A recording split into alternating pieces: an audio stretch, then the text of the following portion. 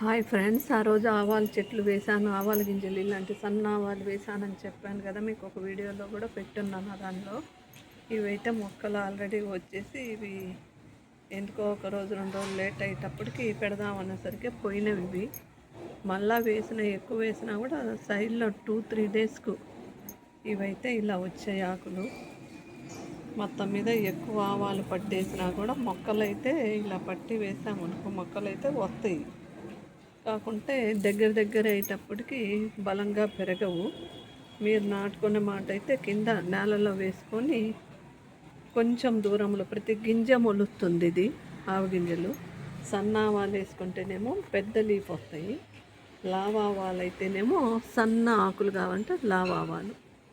ఊరికే రెండు గింజలు అక్కడ పట్టి ప్లేస్లో వేసుకున్నారు అంటే మంచి ఆకైతే పెద్ద ఆకులోనే వస్తుంది. నేనేంటంటే వస్తాయా రావా అనే శాంపుల్ కోసమే అసలు ముందు దీనిలో చిన్న బౌల్లో వేశాను. వాటర్ కూడా కారిపోయేటట్టు పెట్టుకోవాలి బౌల్ అనేది. మన కుండీలోనైతే హోల్ ఉంటుంది కాబట్టి వాటర్ ఎక్స్ట్రా ఉన్న వాటర్ పోతాయి, దీనిలోనైతే పోవు. కాకుంటే కొన్ని మొక్కలు అయితే వస్తాయా రావా అని మొత్తం అయితే ఆవాల చెట్లు అయితే వచ్చాయి. ఇది లీఫ్ కూడా మనం నోట్లో వేసుకున్నామంటే జిగురుగా లైట్ పులుపుతో ఉంది. లైట్ పులుపు అనమాట అంతే.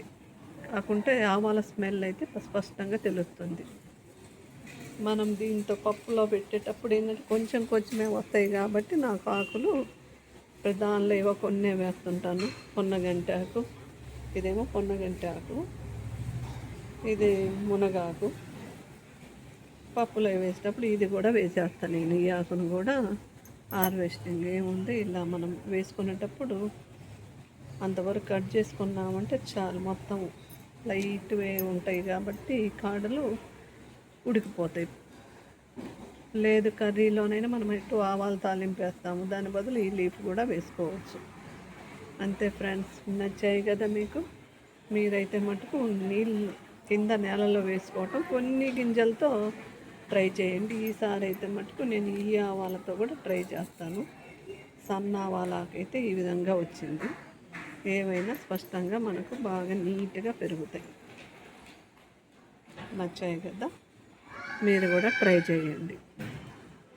ఎంత బాగుంది చూడండి. లేపు తడి ఎక్కువ లేకుండా చూసుకోండి, పొడి ఉండేటట్టు నేలలో.